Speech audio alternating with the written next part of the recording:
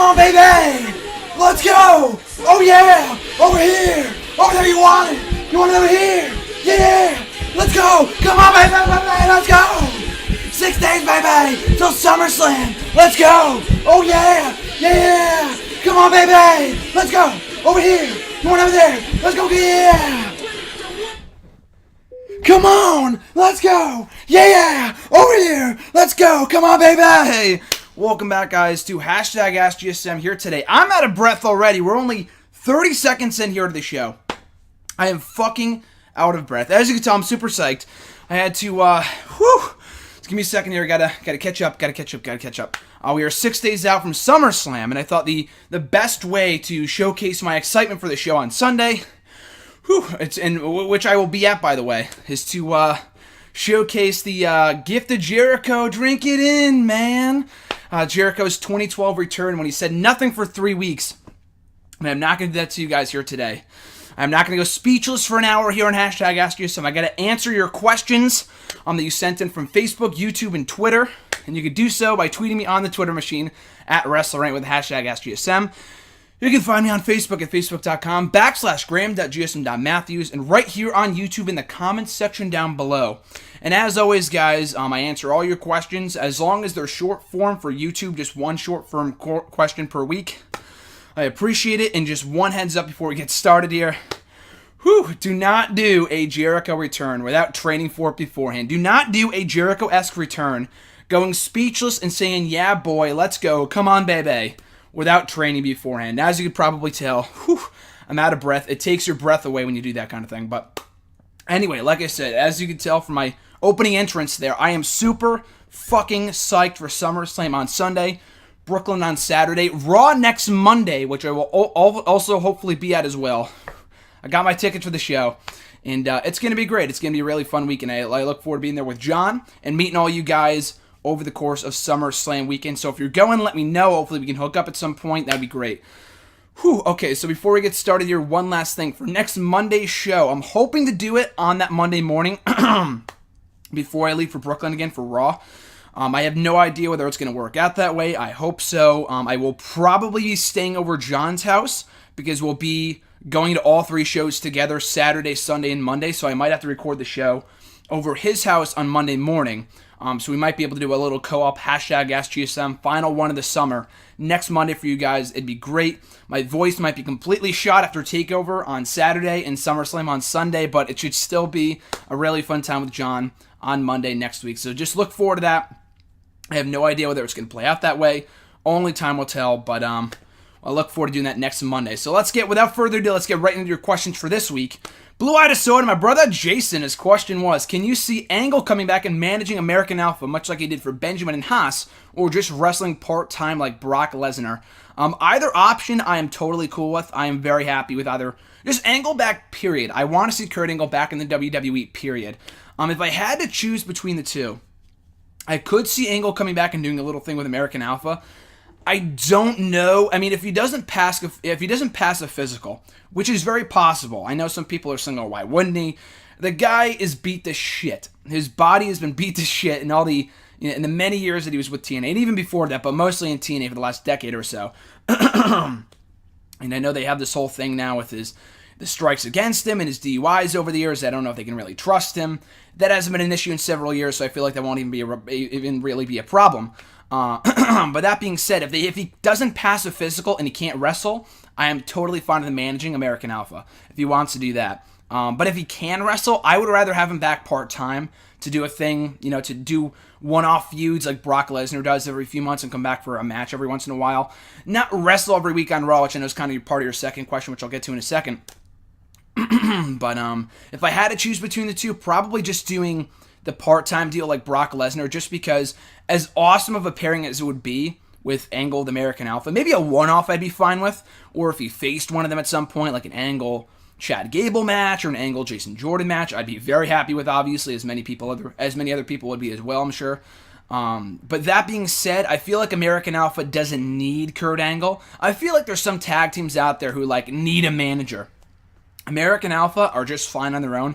Adding Kurt Angle in the mix would just make it that much more awesome, but I don't feel like it's necessary. Not to say Kurt Angle as a part-timer would be necessary, but I feel like you would get many more of those dream matches. I use quotes, but it's not really quotes. Like they would be dream matches. Kurt Angle versus Seth Rollins. Kurt Angle versus Brock Lesnar again. I mean, I know we've seen that before, and I'll get to that in a second, and that's part of Jason's third question, which I'll get to in a moment. But we can see that match again. Kurt Angle versus fucking Finn Balor. Kurt Angle versus Roman Reigns. Dean Ambrose, like the Bray Wyatt. AJ Styles again, as we saw many times in TNA. We could see it again in WWE. Like the possibilities of a Kurt Angle singles run in the company are just limitless. So I would love to see that happen, even more so than an American Alpha forming, an American Alpha partnership. His second question, how great would it be if Kurt Angle came back for the U.S. title and defended it in the same manner as John Cena did against younger talent?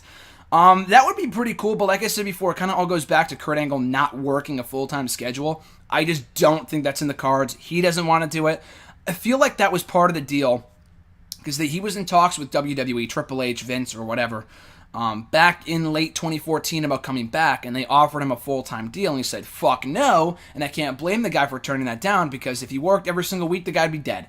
Kurt Angle, if he worked every house show, every Raw, the guy'd be fucking dead. His body just cannot take that kind of punishment at this point in his career, and at this point in his fucking life. So I do not want to see him back full-time just because his body can't take that. And as great of an angle, as great of a storyline as that would be, to do a Kurt Angle U.S. Open, I feel like his body just can't take that at this point in time. I would be all for a Rusev-Kurt Angle feud over the U.S. Championship, but not like Kurt Angle doing what John Cena did last year, as awesome as that was. And his third question, your thoughts on a Kurt Angle versus Brock Lesnar feud? That would be pretty cool. I mean, I know we saw it, like I said earlier, we saw it multiple times back in 02, 03, 04, whatever. They had great matches every single time. I feel like the only difference, the only thing that I would have against it is this, and I don't want to do double standards here, but I say all the time, I'm not a huge fan of Brock Lesnar rekindling rivalries from like a decade ago. Feuds that we've already seen before. I'm ready for Brock Lesnar to start facing, and we already kind of have seen, we've already seen him face Dean Ambrose, Seth Rollins, Roman Reigns. He's facing Randy Orton. Not exactly a fresh face, but it's a feud that we've never done before, that we've never seen before in the WWE. So that's technically something new. As established as Orton is, we have never seen that feud between Orton and Lesnar before. So it is technically something new, something fresh, something unprecedented. That being said, for at least like a one more Angle Lesnar match, I'd be all for it. I'd be completely fine with that if they did it as a one-off, not a full-on feud. So, yeah, I mean, again, you said feud, so I don't know if I would go like 3 pay-per-view matches between the two. For a couple of reasons. Again, I don't want to see it like a full-on feud again, because we saw it a decade ago. We've already seen Lesnar rekindle rivalries with John Cena, Triple H, The Undertaker, fucking Big Show, everybody. So I'm ready for Brock Lesnar to start to face the new guys. But if he came back for a one-off match, I'd be fine with that. And then 2, I don't know if Kurt Angle's body, to go back to that point, can take 3 back-to-back matches with fucking Brock Lesnar. I feel like Kurt Angle would get destroyed. Maybe not in storyline, but physically, I do not know if his body can take a beating at the hand of Brock Lesnar at this stage of his career. So I'm going to have to veto that. Again, maybe for a one-off match, but for a full-on feud, probably not. I wouldn't complain, but I'm just all for Lesnar facing fresh talent at this point in his career as he winds down his wrestling career. Mitch G from YouTube, do you think that the New Day can top their SummerSlam entrance from last year? And was it petty for Jay-Z to have WWE remove the parody of his song from the pay-per-view? So here's the thing. For both questions, I guess part 1 and part 2 of your question here. For part 1, can they top their entrance from last year's SummerSlam? I don't think so. That entrance was so great and easily one of the top highlights for someone that was there, for me, of SummerSlam in 2015. That was such a fucking great entrance. And, yeah, I don't know if it was WWE. I mean, WWE obviously removed the entrance, but I don't know if they faced legal pressure for, like, copyright shit. I don't know. If they ran into a wall with copyright, if Jay-Z did pressure them to remove the song from the entrance on the network. I'm not exactly sure what the issue was. I never really got full disclosure on that, but I mean, I don't know what the exact reason was, but I would love to see it part of the network just because that entrance was so great. And I'm sure it's on YouTube somewhere. I'm sure someone recorded it or something, but it was such a great entrance, and it really sucks that they don't have that on the network anymore. And I have the DVD too. It's not on the network. It's not on the DVD either. They completely removed it like it never happened, which sucks because it was a great entrance. And then we got the debut of Francesca, I think the next night. I don't think we got Francesca at SummerSlam. I think we got Francesca the next night on Raw, also in Brooklyn. But anyway, it was a great entrance. Will they top it this year? Never put anything past the New Day. Never underestimate that entertaining tandem. But it's going to be really difficult, I'll say that much. And the second part of your question, was it petty? Yeah, I guess. If it was Jay-Z's fault that the song is no longer in the entrance on the network, then I guess so. But I feel like they had to, just because they would have run into issues with copyright, and that's a whole fucking issue that you don't want to deal with. Would a heel tag team of Aaron Rex and Eli Drake be a good idea? So Aaron Rex, for those of you that are like, who the fuck is Aaron Rex? Damian Sandow debuted in TNA just last week, and he's going under the name of Aaron Rex. I don't know why his last name is Rex. I don't really care. Aaron is his real name. Rex is like Tyler Rex, so I don't know why they're giving him the last name of Rex. But anyway, maybe it was his choice. I'm not sure. But a tag team of Aaron Rex and Eli Drake. Maybe not right now. Not really, just because I love Eli Drake on his own right now. I mean, he just lost the King of the Mountain Championship. He's not. I don't know what he's doing going forward. He wasn't on this past week's show. So, but I'm a huge Eli Drake fan. I feel like we already kind of saw him in a tag team with fucking Micah or whatever his name was, Camacho from WWE, and Drew Galloway last year as part of the Rising, and that was such a forgettable stable. I'm all for Eli being, his own guy, a singles competitor at this point in time. Aaron Rex, same thing. I feel like it'd be dropping the ball from the get-go if you had him come out and just join a tag team from the moment he came into the company. I feel like after the momentum that he gained from that promo that he cut on the debut of his Impact Wrestling debut last week, it'd be such a waste. So maybe down the line, but I feel like having Sandow go on his own right now is the best course of action. Having Eli Drake do his own thing is also a good idea too. His next question: who is the most evil character of these three in your opinion? Papa Shango, CM Punk from the Straight Edge Society, or Bray Wyatt?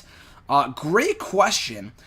Probably Papa Shango. CM Punk was a fucking asshole and part of the SES, but I mean, he was evil, but I feel like, I don't know, I feel like it wasn't the kind of evil that you think of when you hear the word evil.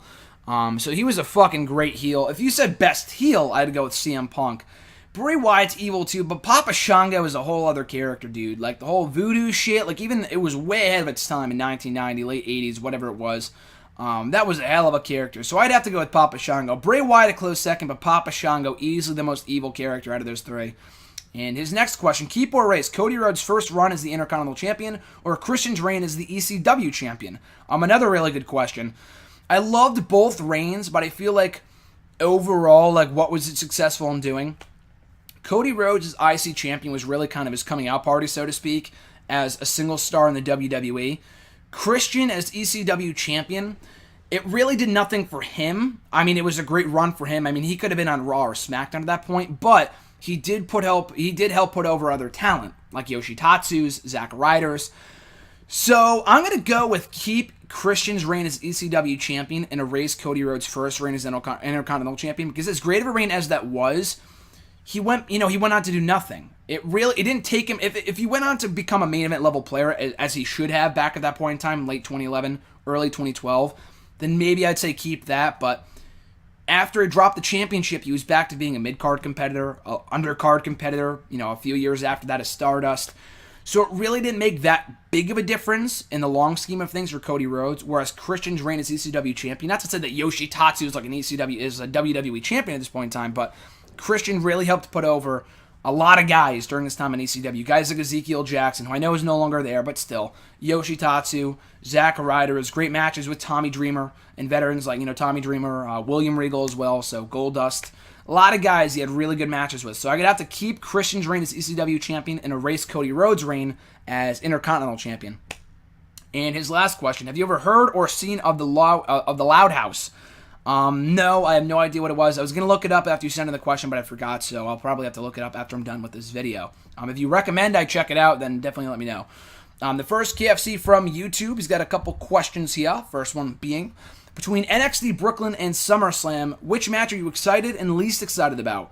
Most excited for probably Joe Nakamura. Someone asked me that same question on Saturday on Twitter, and I said it's a tie between Balor and Rollins versus Joe and Nakamura, just because both matches should be stellar from an in-ring standpoint.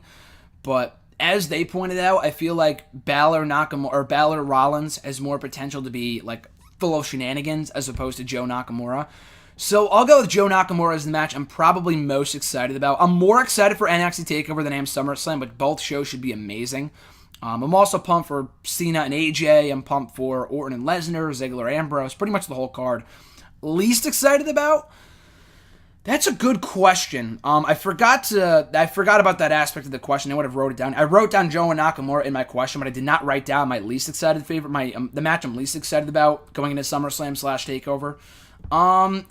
Probably Reigns Rusev. I'm trying. Oh, you know what? Maybe Club New Day. I like the feud. Has just not been good. I'll go with Reigns Rusev. I feel like I'm not overly pumped. I think it's a good idea. And I like the match. And if Roman wins, good for the belt.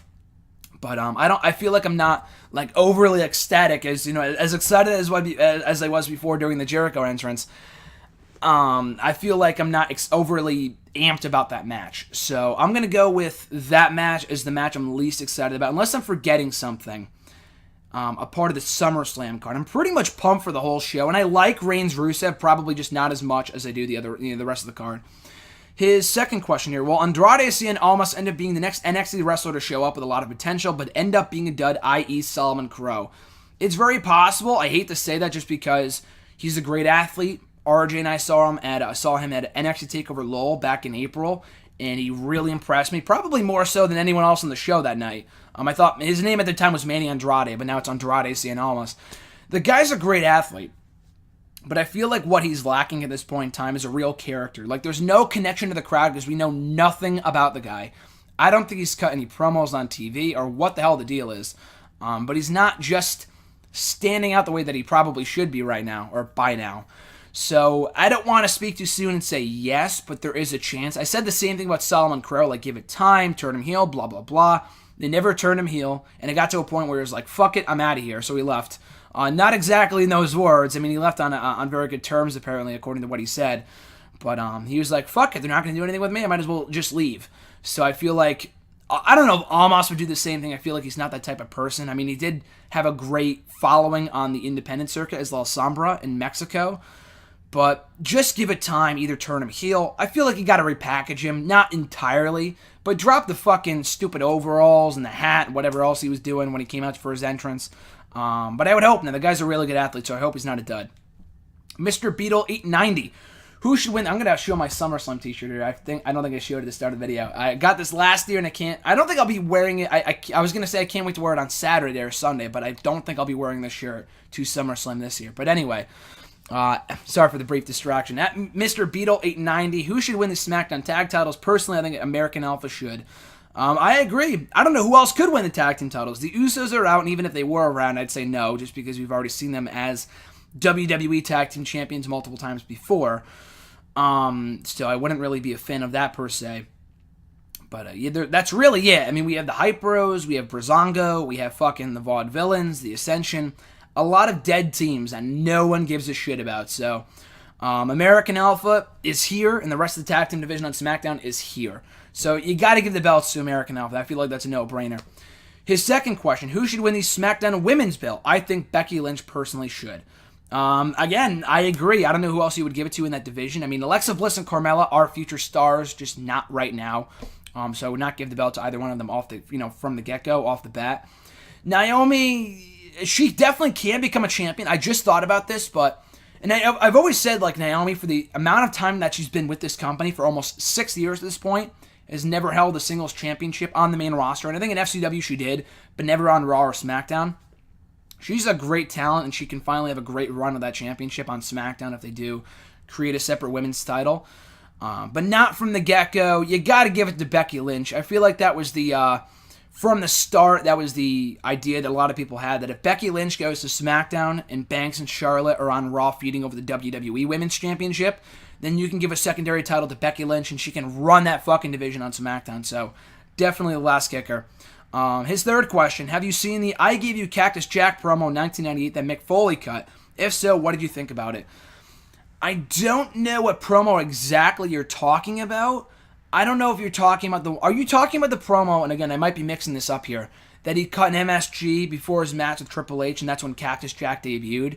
If not, then maybe not. Like, if you give me an exact timestamp or a link to the promo or let me know where it is in the network. I'll watch and see if I've probably heard of it before. I don't know if I full on like watched it in its entirety, but maybe not. It doesn't ring any bells. But if you're talking about that promo or the one where that he cut talking about where he lit Jim Ross on fire and all that shit, or the sit down promo, that was Kanan. The sit down promo that he did with Jim Ross talking about his background. I've seen that one before, but maybe just give me a link and I'll see if I've seen it before. I'll let you know if I've seen it before. Brandon A has also got a couple questions here from YouTube. First one being, do you find it ironic that the Hardys and the Dudleys took much more crazier bumps in their TLC feud for over a year and a half, but Edge and Christian are the only ones out of the three teams that have been forced to retire due to injury? I never thought about that before, but you were absolutely right. Those are the teams that did some crazy ass shit. I mean, Edge and Christian, not to say that they were they probably were the safest out of those six guys. But when you really think about it, I mean, Christian also did a lot of crazy shit on his own. More so Edge, though. I mean, the spear to Jeff Hardy off the ladder to the floor. As much as that killed Jeff Hardy, it just hurt Edge probably just as much. But you look at all the other shit that he did throughout his career, it's no surprise that Edge retired as soon as he did. I hate to say that, but it's not like, he took no bumps throughout his entire career, and it's a surprise why he retired.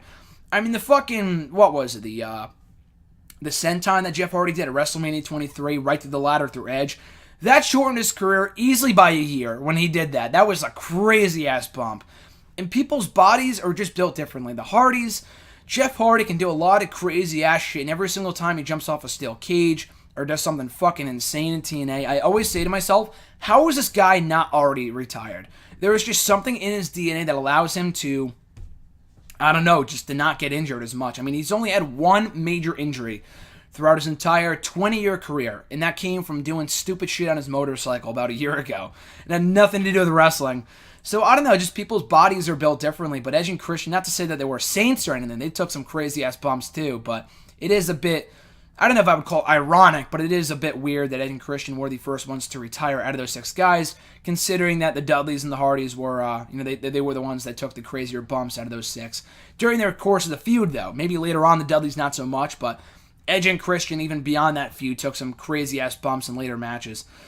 Second question is, with JBL taking the place of Jerry Lawler on commentary, the roster being divided how it is, would you still be Team SmackDown over Team Raw if Bayley and Shinsuke Nakamura ended up on the red brand? That's a great, tough question. Probably not. I mean, I love Bayley. Shinsuke, I feel like if it was just Shinsuke on Raw, then I would still be Team SmackDown.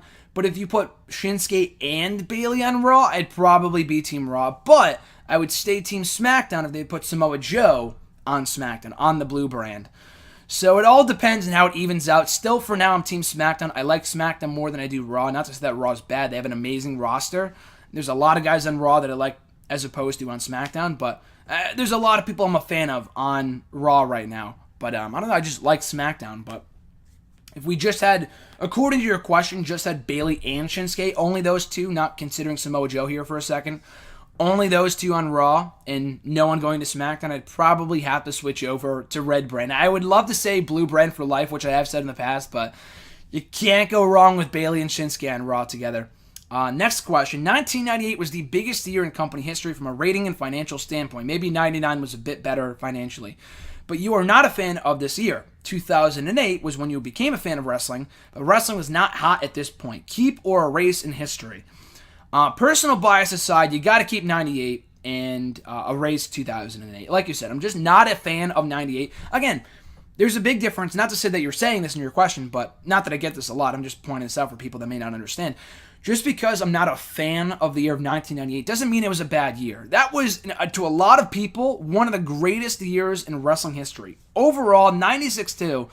But just everything that happened in WWE, WCW, just the entire wrestling landscape. And like you said, it was the hottest year, probably in company history ever. So you got to keep that. I mean, without 98, would 2008 in WWE even exist? So you got to keep 98 and erase 08. Again, I love 08, but overall, like my personal bias for that year aside, it was a really good year, but it wasn't like the hottest the company's ever been. Not by a fucking long shot. So personal bias aside, keep 98, erase 2008.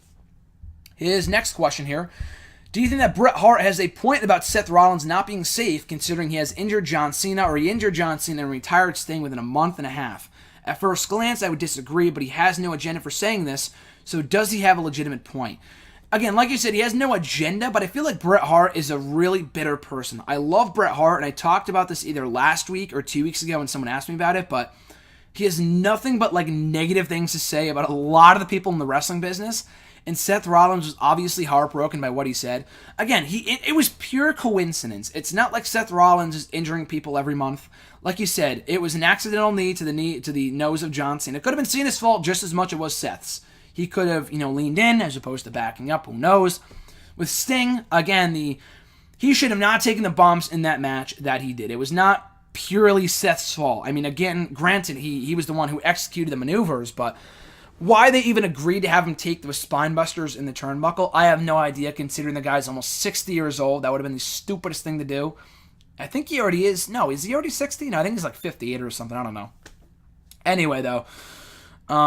So yeah, I don't know. At that point, I would just say he's not really, not injury prone. I think the exact opposite. He's not, reckless in the ring like I talked about last time. It's just a pure coincidence that those two freak accidents happened when they did. Because what other time, not even in WWE, just overall in his career, has Seth Rollins injured people like he did those 2 times? He was just in the wrong place at the wrong time. So no, I don't think Bret Hart has a point, just because it's not like he's doing the buckle bombs and he's always hurting people. It's not like he's doing that knee to the face and always hitting them in the face with it. You know what I mean?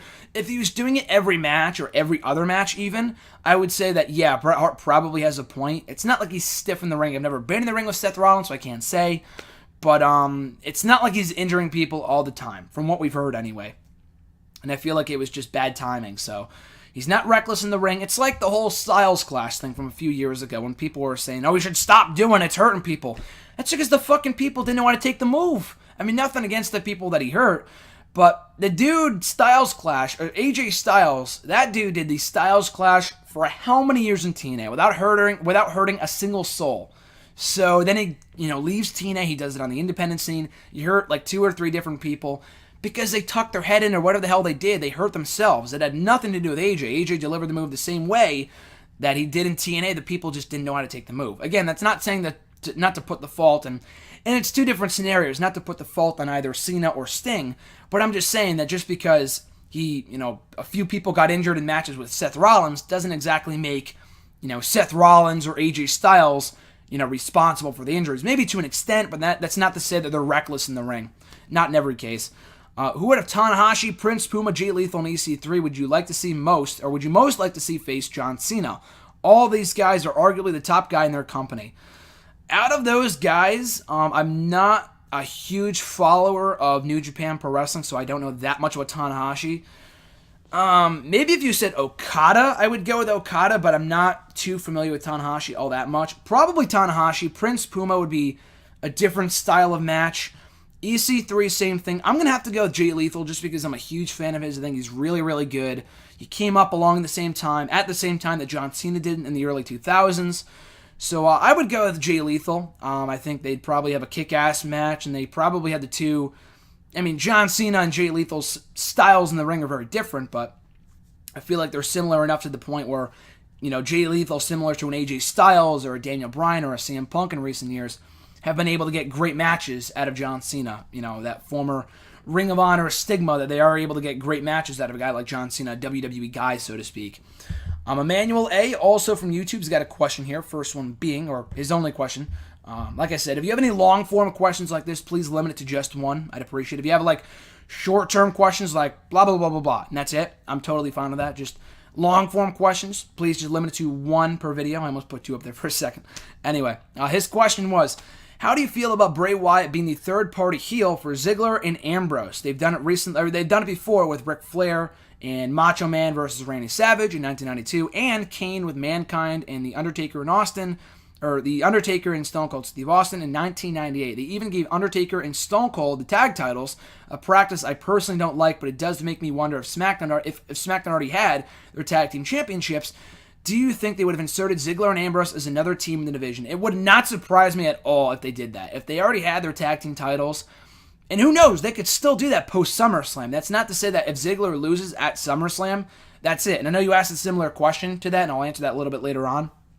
But who knows? They could very well continue on with Ambrose and Ziggler as that program for the WWE World Championship beyond SummerSlam and keep them both baby faces and put them in the tournament to crown new tag team champions.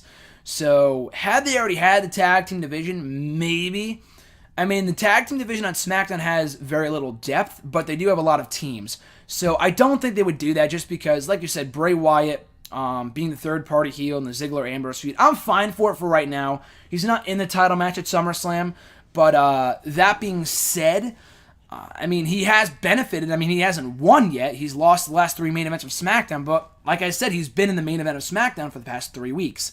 And that's more that can be said for him than before the draft started, before the brand split started again. So I'm not a huge fan of Bray Wyatt losing all the time. He's lost the last 3 matches that he's had on SmackDown, but it's better than him doing nothing in the mid-card and cutting random-ass promos every week, so I'm fine for it for right now. Captain Sunshine, also from YouTube. From what I could gather, Mick Foley invited Daniel Bryan to defend the idea of a Universal Championship, but isn't introducing a second world title the obvious route. They didn't even consider the United States Championship. They just announced the new championship the day of the new era and named it Bigger Than the World. You know, someone else, I think it was at E13A, he also mentioned the same thing in that they did not even consider the U.S. title as like, oh, we need a world championship, let's just make the U.S. title the top prize on SmackDown. They could have at least explained that.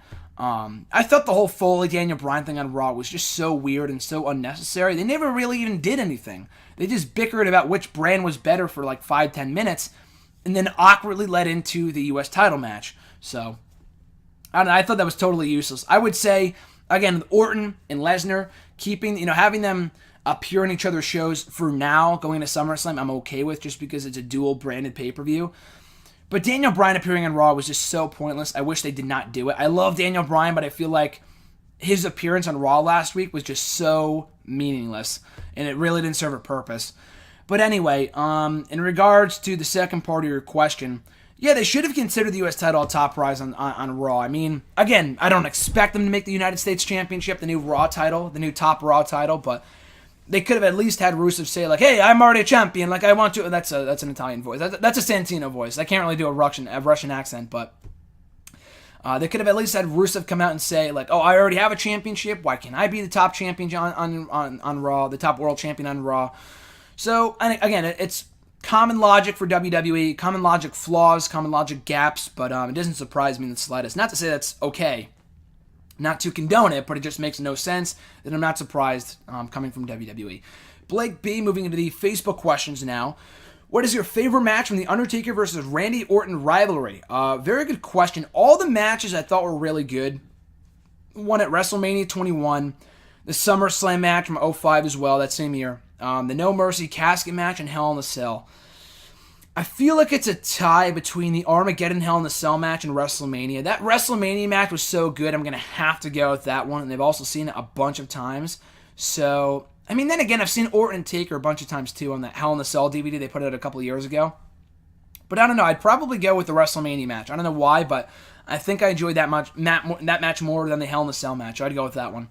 Andre G, also from Facebook. Vince McMahon has done some crazy matches over the years. What is your favorite match of his? Yeah, like you said, crazy matches, sure. Good matches, not really. Just because I'm not surprised because Vince is not a trained wrestler per se. But he has not had a lot of like in-ring classics at WrestleMania or just in general. But if I had to pick one match of his that I thoroughly enjoyed, probably the WrestleMania 22 match, that no-holds-barred bout against Shawn Michaels. Shawn Michaels, say no more. It's fucking Shawn Michaels. The guy carried him to a really, really good match at WrestleMania. So I'd probably go with the WrestleMania 22 match. His second question, what are your thoughts on Jazz? Was she before her time? You know what? I would say so. I feel like she was kind of overshadowed in that early 2000s, mid to late 2000s, or rather late mid-2000s, like 03, 04. She was kind of overshadowed by the Molly Hollies, the Trishas, the Litas, even the Gail Kims. She never really got a fair shot. She was a good worker, but I feel like if she came along in an era where there wasn't, as much focus on Trish and Lita, she would have become a bigger star than she was. So, I would say that she's underrated, and certainly before her time in WWE. Again, she's a good worker, but I feel like she really definitely was before her time in the company, because they could have done a lot more with her, had she not, come up in the company at the time that she did in like 03, 04, 02, whatever. At E13 has got a couple questions here. First one being, did the King of the Ring tournament become less of a big deal in later installments? Yeah, it definitely did. I mean, you could definitely tell, too. I mean, by 99 when they had Billy Gunn win it, and in 2000 they had fucking, The Rock? No, they had Ken Shamrock win it, or maybe it was the other way around. No, Ken Shamrock won in 98. Who won in 2000? Didn't Billy Gunn win in 2000? I don't even really remember. But anyway, it definitely did become a little bit less prestigious later on after the Billy Gunns won it and the Ken Shamrocks, which was a good idea at the time, but Shamrock was gone from the company literally like a year or two later, so it was kind of pointless. But yeah, I mean, even with the pay-per-views, you said later installments, so I'm thinking like the pay-per-view itself. But even when they brought it back, like 06, 08, it definitely did become less of a big deal. Because when you think King of the Ring, I'm thinking like, okay, the 8 or 16 top best superstars in the company are battling it out for the top prize for the title of King of the Ring in WWE. But that was far from the case. Like later on in 06, and even in 08, I love that year in wrestling, and I loved when Regal won the tournament that year. But who did you have in that tournament? You had the fucking Great Khali. You had Finlay. You had Hornswoggle, for God's sakes. The tournament was a joke. You had a couple good guys, like CM Punk, MVP. I think you had Matt Hardy in there too, Chris Jericho. You had a lot of good wrestlers in that tournament, but as soon as you saw Hornswoggle on the bracket, you knew it was a joke. 2010 and just the most recent installment when they had Stardust in there and R-Truth, no one cared as much as they did 10, 15 years ago. So it definitely did become less of a big deal, as time passed, unfortunately. I hate to say it, but it's true. His second question, is it truly the last chance for Dolph Ziggler as a main eventer? And could he, heel turn or not, afford to lose? That's the money question right now. That is definitely the money question. I feel like if he loses but turns heel and they continue the feud, then I'm okay with that. But I feel like, because he definitely, desperately needs a character reboot, character reset, whatever. He is in desperate need of one right now. And I know people will say the same thing about Dean Ambrose. Now, he could use a heel turn. He'll be a heel before long, but I feel like it's more necessary to turn Dolph Ziggler right now before Dean Ambrose. I feel like Ambrose is over. So is Dolph Ziggler, and he'll get cheered in Brooklyn. But it's not even close in terms of like how stale Dolph Ziggler is right now compared to Dean Ambrose. So that being said, and I've heard reports, I saw someone tweet the other day, that according to the Wrestler Observer newsletter or whatever source it was, I don't want to cite someone who's not the actual source, but I'm pretty sure it was like PW Insider or something like that, that said that there were no plans to have Dolph Ziggler as a permanent fixture in the main event scene beyond SummerSlam, which blows my mind because I'm thinking, okay, so if he's just supposed to be a filler feud for Dean Ambrose, that to me, I feel like maybe that's the case. I'm not going to say that's not going to happen, but I'm thinking, when I read that, I'm thinking like, okay, so you put Dolph Ziggler of all people in the world title picture, who hasn't meant jack shit all year. You put him in the world title picture at SummerSlam, at the second biggest pay-per-view of the year. You don't just do that as a filler feud. If you're going to do that, I'm expecting it to happen on like SmackDown or Backlash or one of the other B pay-per-views. You don't have a filler feud at SummerSlam. I guess, then again, I was watching back SummerSlam 08. They did do that with Great Khali, but Great Khali sucks, and that didn't really surprise me. Ambrose and Ziggler, not really a fresh feud because we did see it a couple years ago, but fresh in terms of both guys being babyface. They got to have something up their sleeve. I don't know if it's their intent to make Dolph Ziggler the guy on SmackDown, but I feel like we got to get something out of this. If Ambrose wins, and I mean, I could also see a scenario, not that I'm a huge fan of it, but I could also see a scenario where Ambrose, he's the one to go heel. Again, I would not be in favor of that over Dolph Ziggler, but whatever. I could see a scenario where they turn him before Ziggler, and Ziggler continues on in chase mode for the next few months. I'd be okay with that, because at least it makes sense of Dolph Ziggler being in the world title picture for right now, and it makes him the top babyface, I guess, by default on SmackDown. But, again, if he loses clean at SummerSlam, 1, 2, 3 to Dean Ambrose, and that's it, it was a complete waste. And to me, that makes no sense, because you have a guy who could feasibly go for the World Championship at that WrestleMania of the summer, and his name is Bray Wyatt. So I feel like if they did not have a plan for Dolph Ziggler, in the world title picture beyond SummerSlam, heel turn or not, then why wouldn't you just put Bray Wyatt in that position? He's the top heel, I guess, by default anyway, with AJ Styles being busy with John Cena at the moment. You could have put Baron Corbin in there or Apollo Crews, a fresh face, But no, they went with Dolph Ziggler. So, again, I'm not exactly sure, but I feel like, and I could be wrong, but I feel like something has got to come out of this feud. Whether Ziggler goes heel, Ambrose goes heel, something's got to happen. Because if Ziggler loses clean 1, 2, 3, what a wasted opportunity that would be. Second question, or third question is, what was with the Foley Banks segment on Raw where Sasha Banks asked for a handicap match at SummerSlam? I have no idea, and I love Sasha Banks, but she came off like the biggest idiot in the world. And Mick Foley, in an exact opposite from what we're used to seeing on WWE TV, the authority figure was the one to say, no, I don't think it's a good idea to put you in a handicap match at the pay-per-view. And I understand from a storyline standpoint, like, okay, Sasha wants to, take on both of her opponents at the same time. But I feel like it's so stupid. Like, why would you want a handicap match where the chances of losing your championship are that much bigger? You know what I mean? I thought that was so stupid. Not as dumb as Dolph Ziggler putting his number one contender's title shot on the line, which he earned and won in a six-pack challenge a few weeks ago. Or was it six-pack or five-pack? I don't remember. But anyway, I thought that was dumb when Dolph Ziggler did the same thing the week prior when he put his title shot on the line in a match against Bray Wyatt. Again, in a storyline sense, I just hate when people do that, whether it's the babyface saying, like, I get it, like, oh, I'm so brave that I want to put my championship title shot on the line. I'm so confident I'm going to win.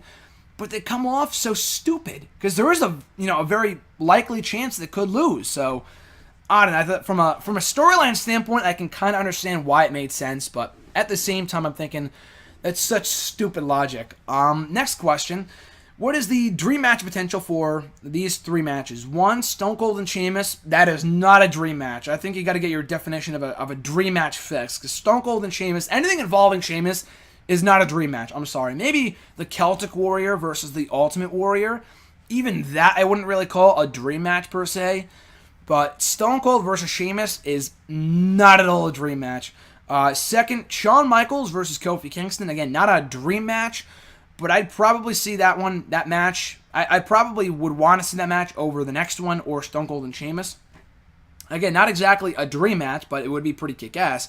And again, none of these are really dream matches, so I don't know where you came up with the term dream match. But anyway, third one, Edge and Roman Reigns. Edge versus Roman Reigns. Again, not even close to being a dream match, but it'd be a damn good match. I could see Spear versus Spear. I'd rather see Roman Reigns. I think Roman Reigns versus Goldberg is more of a dream match than Edge versus Roman Reigns, but anyway, if any one of these three matches could feasibly happen, I know this isn't really part of your question, it would definitely have to be Shawn Michaels versus Kofi Kingston. I feel like you'd probably get the best match out of those two as opposed to Stone Cold and Sheamus or Edge and Roman Reigns. His last question, revive but repackage or leave? Eddie Guerrero, Owen Hart, and Mr. Perfect. So, push, repackage, and release version with dead people, pretty much, which is pretty clever, so I like that. So I would revive Eddie, the greatest wrestler, arguably of all time, up there with Shawn Michaels and Ric Flair. So you got to revive Eddie. Revive but repackage. This is where it can get interchangeable, and I would have no issue if you said the other way around. But I would revive but repackage Owen Hart just because at the end of his run before he passed, he was the Blue Blazer. Like, are you joking? And I know he made the most of it. He was an entertaining character in whatever he did. He was like the 90s version of Eddie Guerrero in WWE. But I feel like he could have been so much more with that, than just that as a comedy character. Because he was such a great world title contender throughout his feud with Bret Hart from 93 to 94 that it was such a waste to have him be anything less than a mid-card guy in like the late 90s. So I would repackage him if he came back to life. And then leave Mr. Perfect. I love Mr. Perfect. I'm a huge Mr. Perfect fan, but you can't really go wrong with an Owen Hart and Eddie, reviving those guys over Mr. Perfect. I feel like Owen had more of a shot, and more of a realistic shot of being a feasible, there's that word again, world champion in WWE as opposed to Mr. Perfect. At Mark the Man 07's got a couple of questions here. First one being, do you think SummerSlam will have a SmackDown women's match, Eva Marie versus Becky Lynch perhaps? I don't think so, just because we already have 9 matches on the card as it is. Which blows my mind, and I was talking to Jason about this over the weekend. They have not yet officially announced SummerSlam as a 4-hour show. But from what the ticket says that I bought, and what it says online, but the company has yet to say it, and maybe they just want you to assume it's going to be a 4-hour show every year, but it looks like it will be a 4-hour show. So again, I'm not exactly sure. Maybe they announce it tonight. I don't know, but did they announce it like the week before SummerSlam last year, or the week before that? I don't really remember. But anyway, though, no, I don't think we will see Eva versus Becky, just because I think, from my count, we already have like 9 matches on the card at SummerSlam. I guess you could do it on the kickoff show, but what they did last year, they didn't even have they did have a kickoff show last year, but they had no matches on the kickoff show, just because 4 hours was enough. And I guess you could, WrestleMania had like 3 or 4 kickoff matches over the course of a 2-hour period. That was way too much, considering WrestleMania ended up going 5 hours without the kickoff show included. So anyway, maybe, but I feel like it would be better just to stretch out Eva and Becky for the next pay-per-view at Backlash.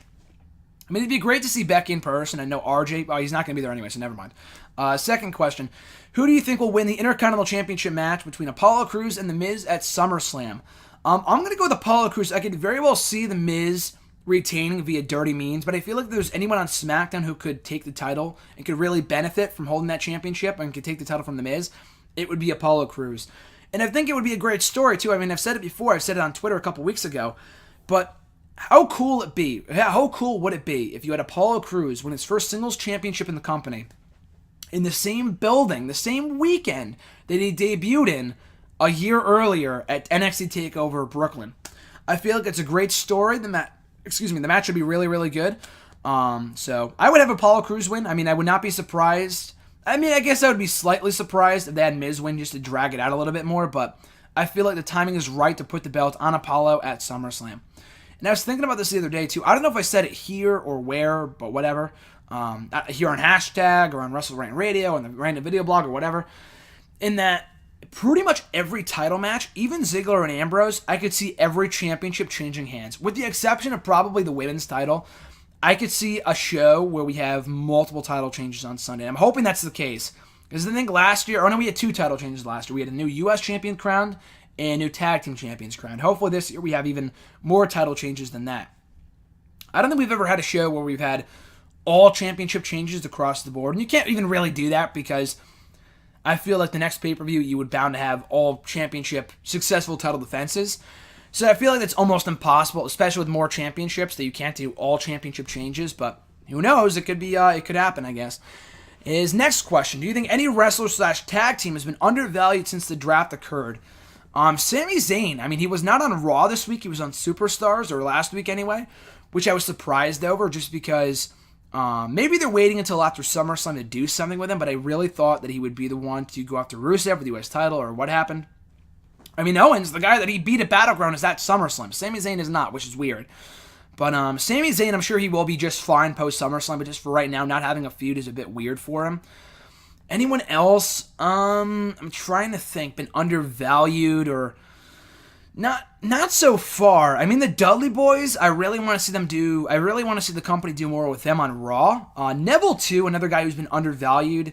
I mean, being gone for 4 or 5 months, I thought would be a blessing in disguise for the guy, but it really hasn't been. I mean, he came back, he was gone from Raw the next week, and then he appeared on Raw last week and teamed with Sin Cara to defeat the Dudley Boys in a random-ass match that no one really cared about. So, hopefully they do more with him when the Cruiserweight division really kicks up post-SummerSlam, what I've been hearing anyway. His next question: who do you think will win between Samoa Joe and Shinsuke Nakamura at NXT TakeOver? I got Nakamura winning. I could see Samoa Joe winning, like, shockingly, to hand Nakamura his first defeat, but I think Nakamura is winning. At Sean Markistic, his first question was, who will Orton feud with post-SummerSlam? I could see the Cena-AJ feud wrapping up at SummerSlam. I'd have no issue with them, continuing it past that pay-per-view, but I could, very well see them wrapping up that feud at the pay-per-view, and then AJ's clear to go, so then do Orton and AJ post-SummerSlam. I think it would be the obvious route to take, because that's a feud/match that would fucking kick ass. The second question, was 2 weeks ago on SmackDown, AJ Styles' best mic work since coming to WWE. I would say so, and that's saying something too. The guy was never a great promo in TNA. I can't really speak for his promo work in New Japan or Ring of Honor. He didn't really speak too much in those promotions to begin with. But at least in TNA, he was not a good promo. Even before he left, where I loved the dark character, like the evil ways stuff that he was doing. The promo that he cut, I remember very vividly, almost exactly 3 years ago. He won the Bound for Glory series, okay? And he cuts a promo on Dixie Carter. And it was like, oh, dude, don't open your mouth. Like, I thought it ruined the moment because it wasn't a really good promo. Yet, since coming to WWE, I don't know whether it's a heel thing and the fact that he's a heel now or what, but he's been more comfortable on the mic now this year than ever before in his career in wrestling. I thought the promo that he cut with Cena right before their Money in the Bank match, that contract signing, was really, really good. The beat-up John Cena stuff was really entertaining. The promo that he cut with Cena, as you alluded to, from 2 weeks ago on SmackDown was also great. So, yeah, I think that might have been his best mic work to date since coming to WWE, and probably ever. I mean, name me one amazing promo that AJ cut in TNA or elsewhere. And maybe one, but I can't think of more than 5. You know what I mean? He's cut some pretty good promos in TNA, but never really a great promo. And that interaction between Cena and AJ was fucking awesome. And before we get started here on our next question, I do have to mention this. I was at work, I think Wednesday or Thursday, all the days blend together. I don't remember what day it was, but a coworker of mine was sitting down watching TV with his girlfriend last Tuesday, and they're flipping through the channels, and he was saying there was nothing on TV, so they watched SmackDown.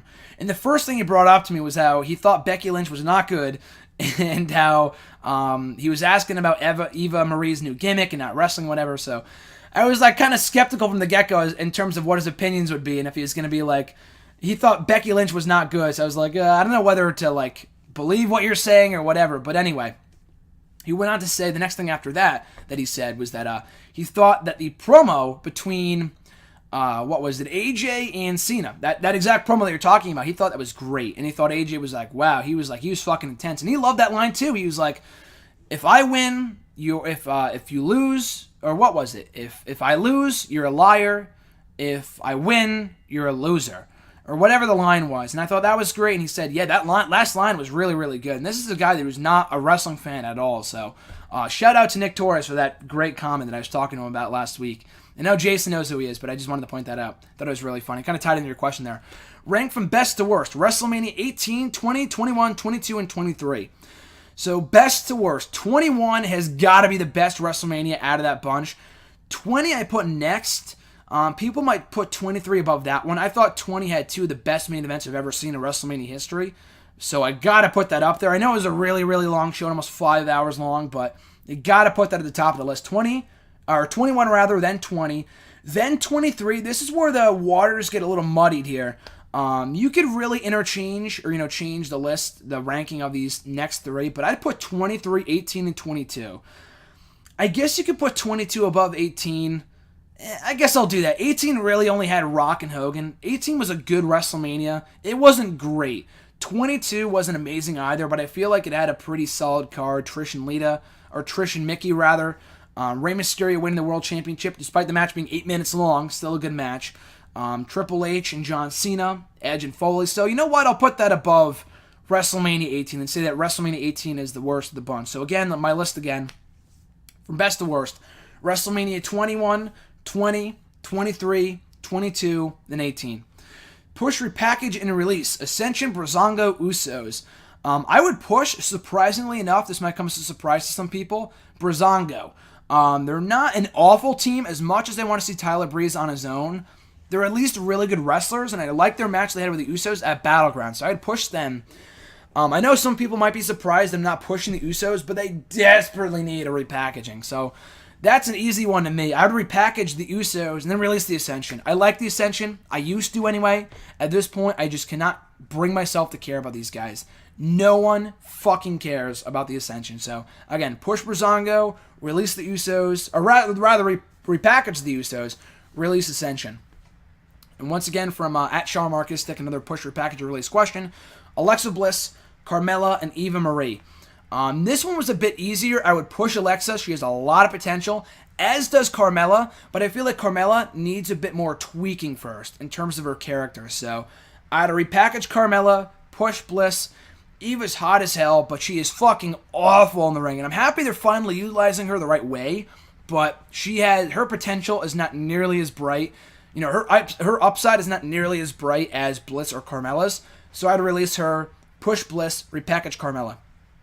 At Scarlet One, as we wrap it up here, out of all the King of the Ring winners in history, who was the one person who needed it the most when he won it? Great question. Triple H comes to mind. Triple H definitely comes to mind. Stone Cold would have become a big star either way. I mean, I know he cut the whole 316 promo, but as we've talked about here on the show before, he went on to do nothing at SummerSlam. The guy was in a fucking dark match against Yokozuna on the pre-show. So he didn't really necessarily need it. It was a breakthrough moment from him, mic-wise, promo-wise, but he didn't really need to win King of the Ring. Triple H kind of did. He got buried after the whole curtain call thing in '96, and he was supposed to win it that year. He was supposed to win the King of the Ring, and they waited another year. And that was when, after winning King of the Ring, becoming, later on becoming the King of Kings, years down the line, and he really benefited from winning that King of the Ring, having China by his side, becoming Hunter Hearst Helmsley, and later on Triple H.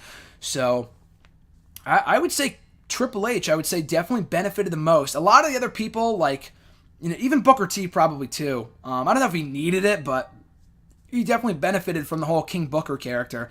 Brock Lesnar did not need King of the Ring. That just kind of came in the way of his WWE title push that time in 2002. And that's about it, but I would probably say Triple H would be the best answer for you there in terms of people who needed it, who needed the King of the Ring when they won it. That's a great question, though. What's the kayfabe reason for Roman Reigns' U.S. title shot? Did Foley think that he saved the wedding segment? I don't know. Again, it's one of those stupid things that, you just attack the champion, you get a title shot. You didn't earn it. You didn't win a number one contenders match. You just get a fucking title shot because your name is Roman Reigns. Not to hate on Roman Reigns. I know he's, done a lot. He's put over Ambrose, Rollins, and Balor in the last 2 months alone. But, I didn't really think about that when it happened, but you made a great point in that they didn't really even explain the reasoning as to why he got a title shot, so. Typical WWE, I guess. Speaking of, doesn't mock the prestige of the U.S. title if Raw needs the Universal Championship? I talked about it before, but yeah, kind of. It kind of says that the U.S. title, WWE has never really come out and said this, but it really is, obviously is to many of us, the mid-card championship. They don't outright say that, but from a storyline standpoint, if you need a top title for Raw, why not just make your U.S. champion that champion on Raw, that top champion on Raw? They felt like they needed the Universal title ASAP. You already have the United States champion. You picked him up in the draft. Why not just make him your top champion? I understand why they won't do that, but storyline-wise, it makes little sense. So I definitely agree with you there. And their final question, how can WWE utilize the SmackDown Female Six? I didn't even think about calling them that, but that's a great term for them. The SmackDown Six from 2002, now the SmackDown Female Six. That's a great coin term there. So anyway, how can the WWE utilize the SmackDown Female Six to be the best division it can be? I feel like they're already doing it right. They gave Bliss a big win in her debut. Carmella, too. Natalia's a great wrestler. Becky Lynch is over as fuck. She's great, too. And Eva Marie, she's not wrestling. They're doing the best thing they can possibly do with her right now. And Naomi should hopefully be back at some point. So, not to say that she's the weak link, but she should be hopefully reintroduced at some point. I know she cut a promo a few weeks ago, but she really needs to be more of a threat in that division going forward. And final question from @RG_Marceau. If you had to replace one of the challengers for the WWE Universal title or Dolph, who would it be and why? Definitely Dolph. The Universal title match is perfect in my opinion. I love Dolph. I love the idea of a Dolph and Ambrose match, but if I had to replace either Balor, Rollins, or Dolph, it'd have to be Dolph. That's the obvious answer. And I would replace him with Bray Wyatt. I know we've already seen Ambrose and Wyatt before, but Wyatt has never gone for the World Championship one-on-one before, so it'd be pretty cool, and you can also have a really good match. So again, I wasn't too psyched about an Ambrose Wyatt feud about a few weeks ago, but again, this is if I had to choose, if I had to replace one of the guys in those world title matches, it would have to be Seth, Balor, or Seth, Finn, or Dolph. It'd have to be Dolph, and I'd replace him with Bray Wyatt. As always, guys, thank you for watching. I thoroughly appreciate your support. We are only 6 days out from SummerSlam. No sleep till Brooklyn, baby, on Saturday, Sunday, and Monday. I said 6 days till SummerSlam, but even 5 days, even closer than that, is TakeOver on Saturday. So like I said, I should be in attendance for all 3 shows, Saturday, Sunday, Monday. It's going to be a blockbuster weekend of epic proportions with my brother John. I cannot wait for it, so check it out. All the exclusive content coming here to the channel, Facebook, Twitter, all the articles I'll be doing for Hidden Remote, Bleacher Report, What Culture, Sportskeeda throughout the week, all SummerSlam themed and beyond. So a few more things going up here in the channel in the next couple days, just things to be aware of for those of you who do follow the daily content here on the channel. So today, obviously, the go-home edition of #AskGSM before SummerSlam weekend. Tomorrow, I will have my Wrestle Rant, the new edition of Wrestle Rant go up, the King of the Ring 2002 review. Wednesday should be WWE Network and Chill, the Episode 10 Season 1 review of Breaking Ground. And on Thursday, we got Wrestle Rant Radio excerpts, SummerSlam predictions. Wrestle Rant Radio will probably be closer to 2 hours this week with a full preview of SummerSlam.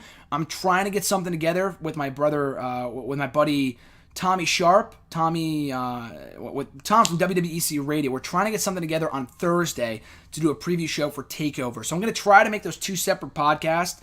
And if we do get the audio from that show, we could do something on Thursday, Friday. That should be up at some point here on the channel throughout the week. On Friday, the random video blog, I'll be talking about my top 5 favorite NXT TakeOver specials in preparation for TakeOver on Saturday. On Saturday, on WrestleRant, I'll have my review of SummerSlam 2015 up. And by the way, if you haven't checked it out already, on WrestleRant last year and the year before, I reviewed every installment of SummerSlam ever, from 98 to 2014. So check out every review of SummerSlam on WrestleRant from the past 2 years. And I'll be finishing off that little mini-series with the 2015 review, which I was also in attendance for, on Saturday. And on Sunday, also in WWE Network and Chill, I'll be reviewing the Reloaded special of Breaking Ground as seen on the WWE Network. And I might be uploading a few other things here and there over the next, over the course of the week, maybe an interview here or there from the archives and whatever. So just stay tuned here to the channel for exclusive videos and whatnot. And even moreover than that, like I said, so next Monday, if all works out the way that I'm thinking it will, and I hang out with John throughout the week and I stay at his place, because it's just a lot closer to him to where we're going than where I currently live. So I'll probably film hashtag with him on Monday morning before we leave for Raw again. So it might be a day late. We might record it on Tuesday. I might record it on Tuesday, depending on whether we have time or not. So if you stay tuned to the social media links, Facebook, Twitter, and whatever, I'll update you guys. But as of right now, I'm hoping to do it on Monday, post SummerSlam, post TakeOver. It might be even better if we do it on Tuesday, after Raw. I guess we'll have to wait and see. But that could be up on Monday with John. And I think that's about it. I thought there was one more thing I wanted to plug. But, one last thing too. Obviously, like I said, I'll be at SummerSlam, TakeOver, and Raw. So that being said, and I just got a new phone, which was long overdue. And that being said, the best part about that is that now I could take more video. And I took a bunch of video at Extreme Rules at SummerSlam last year. But the issue with taking video on my old phone was that I only had like 16 gigabytes or whatever the hell it's called, megabytes, whatever. I'm not huge on like technical shit like that, but I only had so much storage on my phone. I could only take so many videos and pictures and shit. But now I have so much storage on my phone that I could take pretty much as much video and as many pictures as I want. So I should be taking a lot of that kind of stuff over the course of the weekend. And something else I was kind of toying with or thinking about, entertaining the idea of, is doing videos on Facebook Live, on the Facebook page, on facebook.com/grim.justin.matthews. So, like I said, stay tuned to the social media links on Twitter and Facebook for full exclusive content, on-site reports for SummerSlam, TakeOver, and Raw throughout the week. It should be an amazing weekend. And last but certainly not least, if you guys want to send in questions for next week's edition, which may or may not be with John, the final one of the summer with the bookings, baby, you can tweet me on the Twitter machine at WrestleRant with the hashtag AskGSM, on Facebook at facebook.com/Graham.GSM.Matthews. Leave a comment on the post. I usually put up on Sunday nights or on the wall itself, or leave a comment on this very video, and I'll be sure to include your question in next week's edition. So this is it, guys. Enjoy SummerSlam week. We got a lot of shit lined up. It's going to be an amazing 5 to 6 days. The countdown begins. I mean, the countdown started a year ago after SummerSlam ended last year, but No Sleep Till Brooklyn kicks in high gear this week. So enjoy the week, guys. I'm Graham Matthews, and I'll catch you folks down the road to SummerSlam.